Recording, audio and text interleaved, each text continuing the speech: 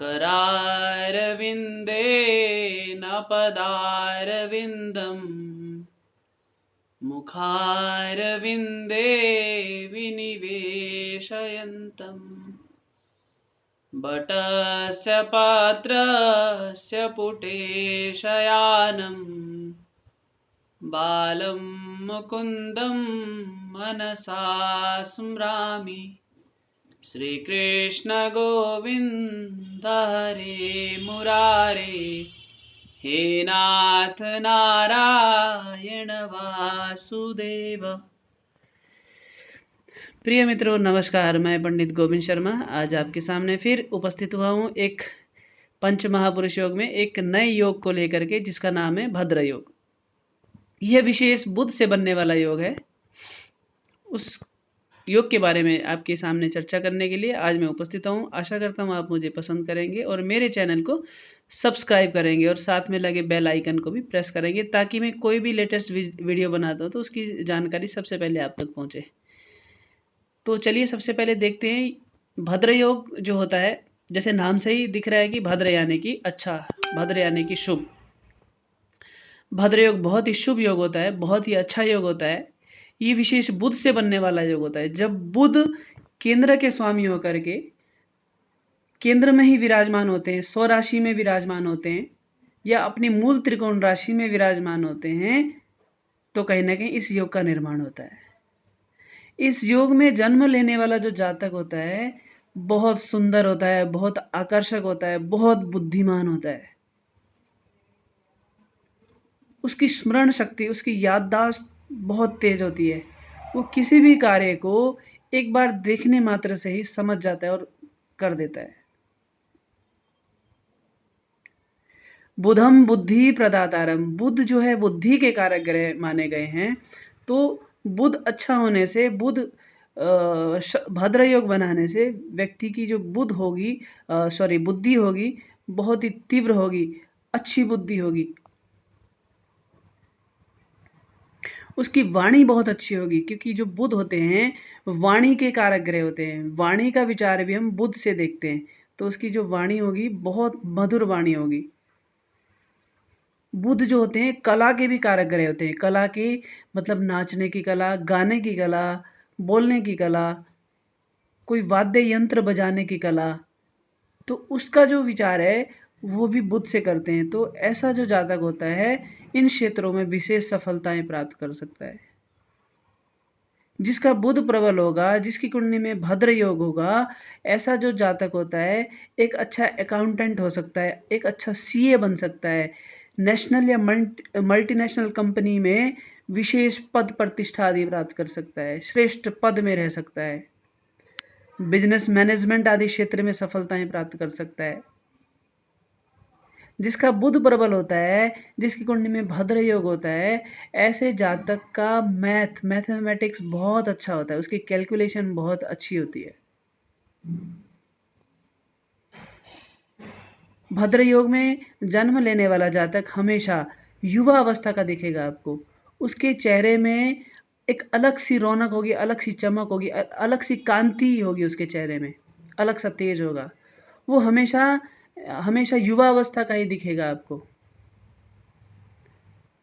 चाहे उसकी उम्र कितनी भी हो, 60-70 साल का भी हो, तो आपको दिखने में लगेगा कि 30-40 साल का ही है, ऐसा प्रतीत होगा। आपने बहुत जनों को देखा होगा जिनकी उम्र तो बहुत ज़्यादा होती है, लेकिन वो अपनी चेहरे से, उनके शरीर से बिल्कुल भी नहीं उनकी उम्र का आइडिया ही नहीं लगता।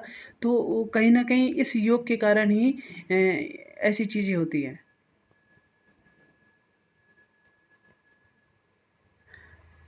बुध प्रबल वाला भद्र योग वाला जो जातक होता है वो हमेशा हंसमुख होता है, उसके मित्र बहुत होते हैं, उसके वो बहुत जल्दी किसी को भी अपनी ओर आकर्षित कर लेता है, बोलने में बड़ा कुशाग्र होता है, दूसरों से काम लेने में बहुत आगे होता है। दूसरों से काम किस तरह से लेना है उसके अंदर विशेष कला होती है ये भद्र योग वाले जातक में। अब जैसे आप ये सामने एक जन्म पत्री देख रहे हैं, यह मिथुन लग्न की कुंडली बनती है। इसमें जो बुध होते हैं, देखिए चौथे भाव के स्वामी होते हैं, चतुर्थ भाव के स्वामी होते हैं। देखिए यहाँ पर चौथे भाव के स्वामी और लग्नेश है, और बुध यहाँ पर विराजमान है। ये जो घर है ये कन्या राशि के स्वामी बुध होते हैं। बुध अपनी ही राशि में विराजमान है, और इसी राशि में बुध मूल त्रिकोण भी हो जाते हैं, मूल त्रिकोण राशि में भी हो जाते हैं। तो जैसे कि आप जानते हैं, चतुर्थ भाव से हम मकान, वाहन, भूमि, प्रॉपर्टी, सुख संसाधनों का विचार करते हैं।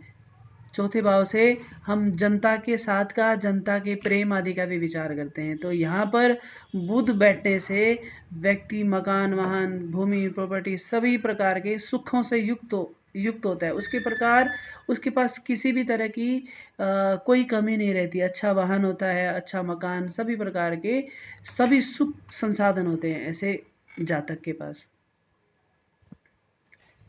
जातक बहुत अच्छा संगीतज्ञ हो सकता है। चौथे भाव में बुध होने से, बुध की दृष्टि, बुध जहां बैठते हैं उससे सप्तम, सातवें घर आगे देखते हैं। बुध की दृष्टि इनके कर्म भाव में पड़ रही है, यहाँ पर पड़ेगी। तो ये जो भाव होता है हमारे करियर का होता है, पद प्रतिष्ठा, मान सम्मान आदि का हो सकता है। तो जिसकी कुंडली में बुध चौथे भाव में बैठ करके भद्र योग का निर्माण करते हैं, ऐसा जो व्यक्ति होता है या ऐसा जो जातक होता है, अपने क्षेत्र में, अपने रोजगार में, अपने करियर में विशेष मान सम्मान, अच्छे श्रेष्ठ पद में रहता है।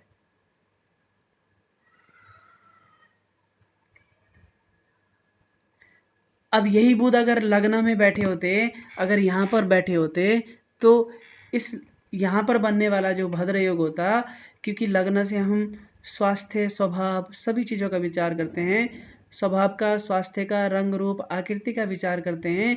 तो ऐसा जो जातक होता बहुत हंसमुख होगा, बहुत लंबी आयु वाला होगा, बहुत सुंदर होगा, बहुत लंबी हाइट नहीं होगी, गोल मटोल सा होगा वो, ऐसा जातक अधिकतर कुंडलियों में ऐसा देखा गया है।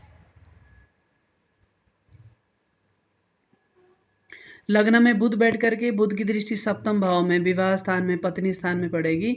तो ऐसे जातक की जो पत्नी होगी बड़ी विद्वान होगी, पढ़ी लिखी होगी, बहुत सुंदर होगी, बहुत अच्छे परिवार से होगी, क्योंकि बुध की दृष्टि बृहस्पति के ऊपर पड़ रहा है। तो कहीं ना कहीं पत्नी का सुख, पारिवारिक जीवन, पति पत्नी का संबंध बहुत अच्छा रहेगा इनका। लग्न में बुध होने से व्यक्ति बहुत जल्दी दूसरों को अपना मित्र बनाने वाला होगा, दूसरे उससे बहुत जल्दी प्रभावित हो जाएंगे, उसको देखते ही कहीं ना कहीं आप उसके प्रति आप आकर्षित हो जाएंगे, ऐसा योग बनाएगा।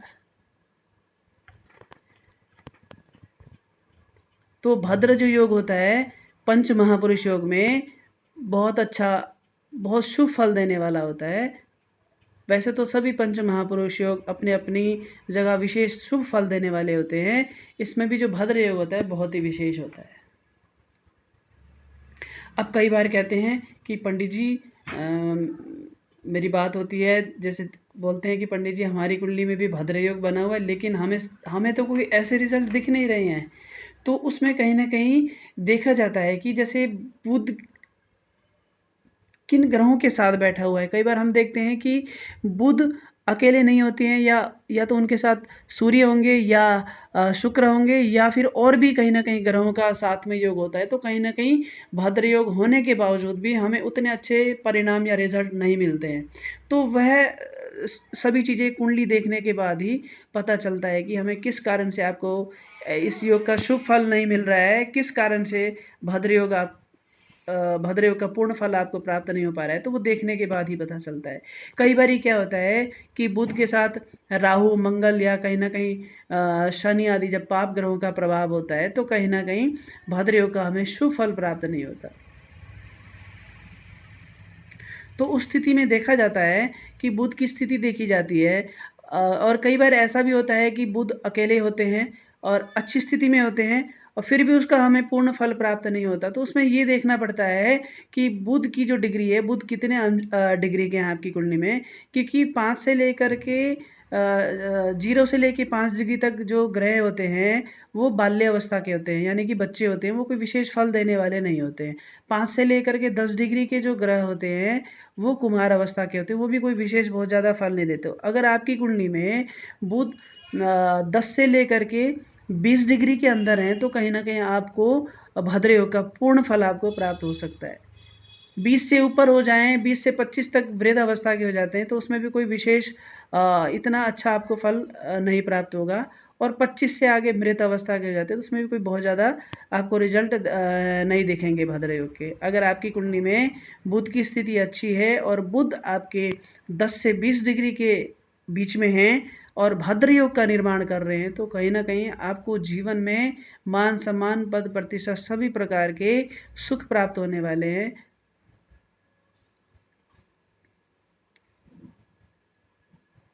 तो भद्र योग का हमारे पंच महापुरुष योग में विशेष स्थान है।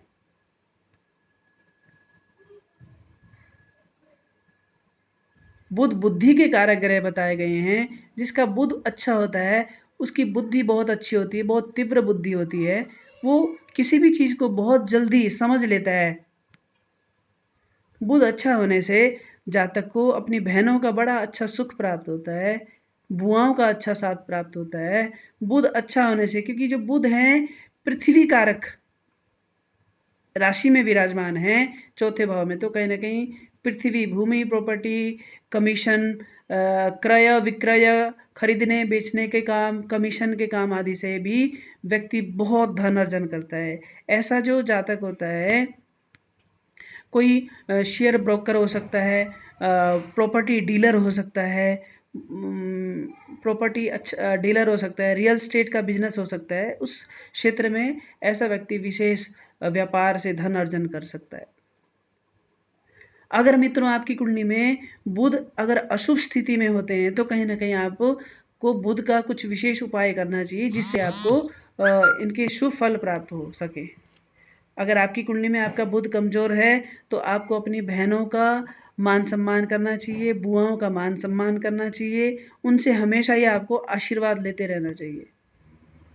अगर आपकी कुंडली में बुध की स्थिति अच्छी नहीं है तो आपको किन्नरों से हमेशा आशीर्वाद लेना चाहिए, उनकी सेवा करनी चाहिए, उनको हमेशा कुछ ना कुछ वस्तुएं, हरी वस्तुएं आपको दान करनी चाहिए। अगर आपकी कुंडली में बुध की स्थिति अच्छी नहीं है तो कहीं ना कहीं आपको नित्य अपने भोजन में से गौग्रास निकालना चाहिए, गाय की सेवा करना चाहिए, गौ पालना चाहिए, आपको गाय की आपको सेवा करना चाहिए। या पाल नहीं सकते तो जो भी बाहर जो गाय होती हैं उनको समय समय पर चारे की व्यवस्था करनी चाहिए और रोटी आदि उनको नियमित रूप से आपको खिलाना चाहिए। हरी वस्तुओं का आपको दान करना चाहिए। छोटी छोटी जो कन्याएं होती हैं उनको स्टेशनरी का सामान, कॉपी है, पेंसिल है, रबड़ है, इस टाइप की जो स्टेशनरी का सामान होता है वो आपको कहीं ना कहीं दान करना चाहिए, देना चाहिए, जिससे कि आपको बुध का शुभ फल प्राप्त हो सके। नियमित रूप से आपको हरी मिर्च खाना चाहिए। अगर आप नियमित रूप से अपने भोजन में हरी मिर्च खाते हैं तो कहीं ना कहीं आपका बुध अच्छा हो सकता है, प्रबल हो सकता है। अपने दांतों को खूब साफ रखना चाहिए, इससे भी आपका बुध शुभ रहेगा। अपनी वाणी पे कंट्रोल रखना चाहिए, किसी को कुछ बोलने से पहले आपको सोच विचार करके बोलना चाहिए, तो उससे भी आपका बुध आपको उत्तम फल दे सकता है। हमेशा समय समय पर अपने दांतों को फिटकिरी से साफ करना चाहिए, इससे भी आपको बुध के शुभ फल प्राप्त हो सकते हैं। हमेशा आपको कमर में बेल्ट लगाना चाहिए, कमर पेटी लगानी चाहिए, इससे भी आपका बुध शुभ फल देना शुरू कर देते हैं। तो अगर आप इन सभी बातों का ध्यान रखते हैं तो कहीं ना कहीं बुध आपको शुभ फल दे सकते हैं और कहीं ना कहीं आपके करियर को काफी ऊंचाइयों तक ले जा सकते हैं और समाज में आपको मान सम्मान दिला सकते हैं। आज के लिए इतना ही। आज मैंने आपको भद्र योग के बारे में जानकारी दी। मैं आशा करता हूँ आपको ये मेरी जानकारी अच्छी लगी होगी। अगर आपको अच्छी लगी है तो आप मेरे YouTube चैनल को सब्सक्राइब कर लीजिए और साथ लगे बेल आइकन को भी प्रेस कर दीजिए, ताकि मैं जो भी नई वीडियोस बनाता हूँ उसकी जानकारी तुरंत आपके पास पहुँच जाए और आप उससे कुछ ना कुछ लाभ ले सकें। कल किसी नए विषय में किसी नए योग के बारे में चर्चा करने के लिए मैं आपके सामने फिर उपस्थित होऊंगा। आज के लिए इतना ही। आप सबको बहुत बहुत नमस्कार। आपका दिन शुभ हो, आप खूब उन्नति तरक्की करें और आपके सभी कार्य सिद्ध हों, इसी आशा के साथ नमस्कार।